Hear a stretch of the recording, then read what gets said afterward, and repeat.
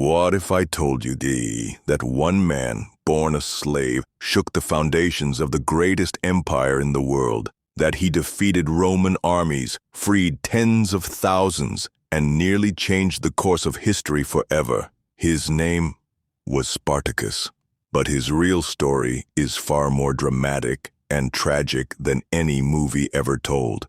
In the 1st century BCE, Rome was expanding rapidly, devouring land, kingdoms, and people. But this empire wasn't built by senators and generals alone. It was built on the backs of slaves. By some estimates, nearly 1 in 3 people in Italy were enslaved. They worked in fields, mines, kitchens, and the arena. Rome used fear, violence, and spectacle to keep them silent, but that fear couldn't last forever. Spartacus wasn't born in chains. He was a Thracian, a fierce warrior from the Balkans, likely born around 111 BCE. He fought for Rome as an auxiliary until he was captured, enslaved, and sent to a gladiator school in Capua. There he trained with weapons, but not by choice.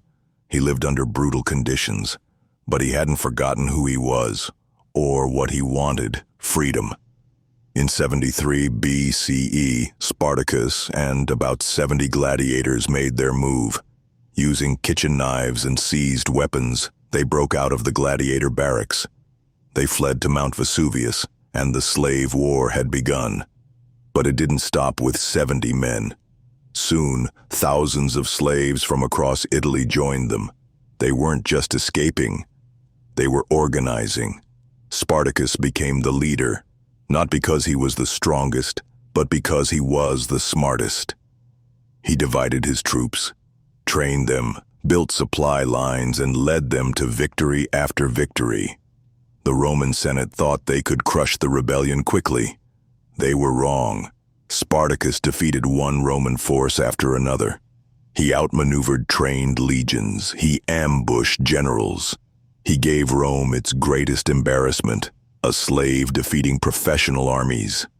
At the height of the rebellion, Spartacus commanded over 70,000 men.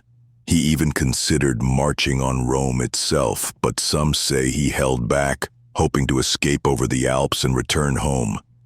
That decision may have cost him everything.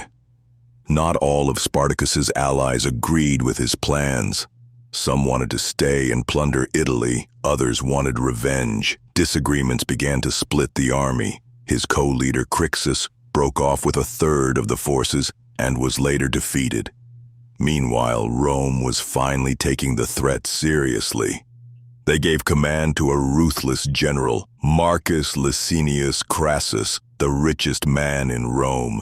He was determined to end the rebellion, no matter the cost. Crassus pursued Spartacus with discipline and cruelty. He crucified hundreds of captured slaves to send a message. He forced Spartacus south, trapping him in the toe of Italy. Spartacus tried to escape by sea, but the promised ships never came.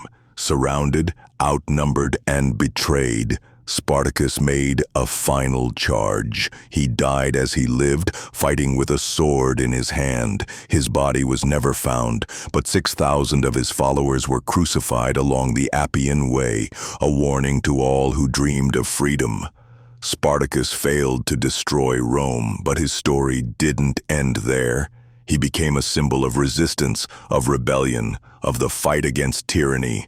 Karl Marx called him the finest fellow in all of ancient history.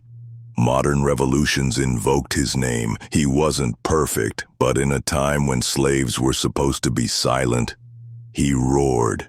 He reminded the world that freedom is worth fighting for, even against impossible odds.